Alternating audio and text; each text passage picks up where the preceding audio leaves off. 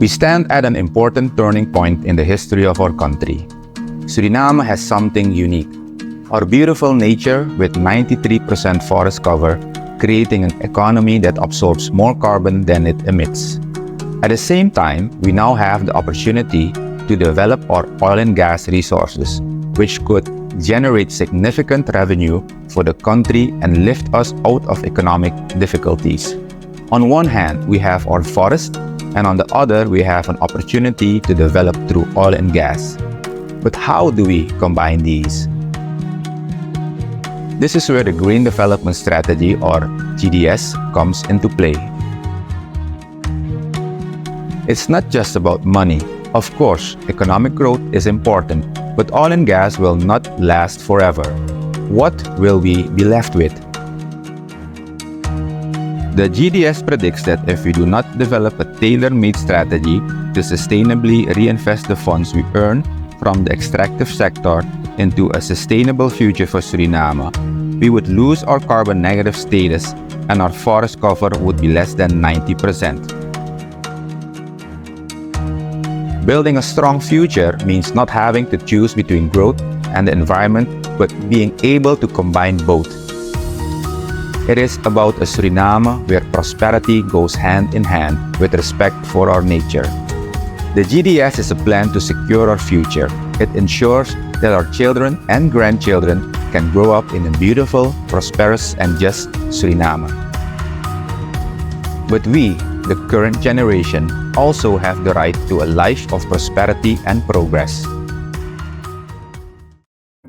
The GDS is a strategy for Suriname focused on developments for now until the year 2050.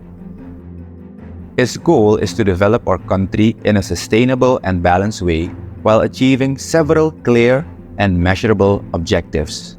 Economically, we aim to increase the average income per capita from $5,000 to $50,000 per year. That is a tenfold growth. Environmentally, Suriname must remain carbon negative and continue to be a global leader in environmental protection. Our forests, rivers, and biodiversity must be preserved. But at the same time, we will also seize our economic opportunities. Socially, we strive for a more equal society where the gap between rich and poor is as small as possible. Everyone, regardless of where they live or who they are, should be able to benefit from the prosperity and progress of our country.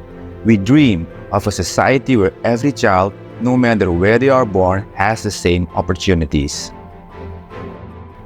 According to the GDS, Suriname should pursue a high-ambition strategy centered on nature conservation, industrialization, supported by a service-driven economy, and fueled by advancements in education and technology. The goal is to achieve an average of at least 4% GDP growth per year, eventually transitioning to more sustainable sectors such as manufacturing, financial services, ICT, ecotourism, and renewable energy.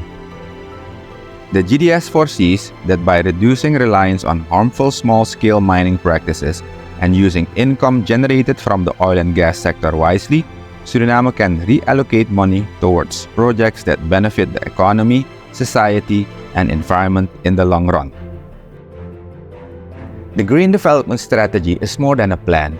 It's a vision to build a future where prosperity, nature, and social justice go hand in hand. The outcome of this plan is that the revenue we earn now from oil and gas must be invested in the people, in you, the people of Suriname. How do we do that? By investing in education and personal development. Everyone should have the opportunity to grow in a way that suits them and allows them to contribute to our country in the best way possible. This applies not only to young people but also to adults who are already working and want to develop further. We want to ensure that people have access to resources, guidance, and training to achieve their dreams. For the next 25 years, Suriname will require a total investment of $72.5 billion for the Sustainable Development Vision 2050 projected by the GDS. factoring in GDP growth, population trends, and sectoral needs. To finance these sustainable development investments costs for Suriname, a strategic distribution among public funding, international climate and biodiversity finance, and private sector investment is essential. Furthermore, a special fund is to be created from our future oil and gas revenues. The identified financing mechanisms are expected to provide the necessary capital to meet the GDS objectives. This is not just about this government's term or the next. No, we are looking ahead, at least 5 government terms and beyond. It is essential for every government to commit to this, regardless of who is in power. An autonomous national development body will oversee GDS implementation.